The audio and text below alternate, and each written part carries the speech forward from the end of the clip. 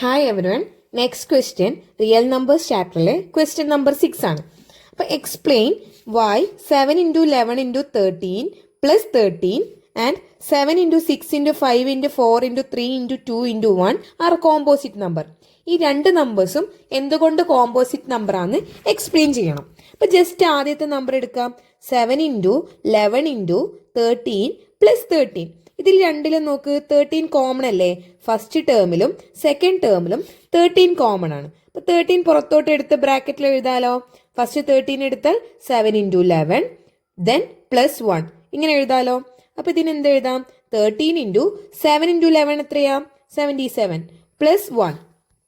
77 plus 1 എന്ന് പറയുമ്പോൾ equal to 13 into 78 എന്നല്ല വരിക. 13 ഇൻറ്റു 78. അപ്പോൾ ഇതിൻ്റെ ആൻസർ എത്ര വരുന്നത്? 111014. ഓക്കെ അല്ലേ? 1014 എന്നാണ് അത് മൾട്ടിപ്ലൈ ചെയ്തിട്ട് ആൻസർ കിട്ടുന്നത്. 1014. ഇതൊരു നമുക്ക് പ്രൈം ഫാക്ടറൈസ് ചെയ്ത് നോക്കാലോ. 1014 ഏത് ലീസ്റ്റ് പ്രൈം നമ്പർ ഏതാ? 2 അല്ലേ? അപ്പോൾ എത്ര കിട്ടും? 507.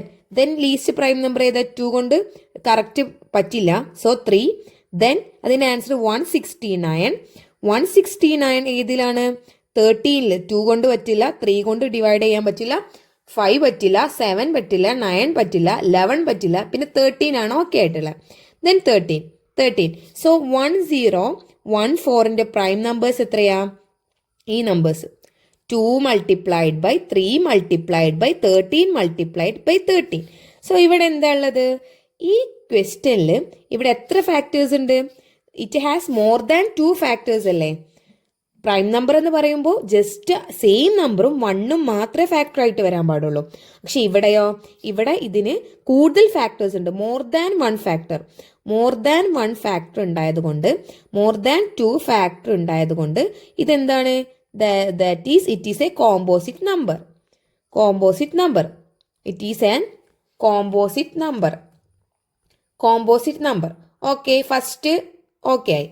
ഇനി അതിലുള്ള സെക്കൻഡ് ആയിട്ട് വരുന്നത് 7 into 6 into 5 into 4 into 3 multiplied by 2 into 1 plus 5. ഇതും സെയിം മെത്തേഡിലാണ്. ഇവിടെയും നോക്ക്, ഫസ്റ്റ് ടേം എന്ന് പറയുന്നത് ഇത്, സെക്കൻഡ് ടേം ഇത്. ഇതിലും 5 കോമൺ ആണ്, ഇതിലും 5 കോമൺ ആണ്. അപ്പോൾ 5 ബ്രാക്കറ്റ് പുറത്തോട്ട് എടുത്ത് എഴുതിയാൽ 7 into 6 into 4 into 3 into 2 into 1. എന്നിട്ട് ഇതോ പ്ലസ് 1 ഇങ്ങനെയല്ല വരുന്നത്.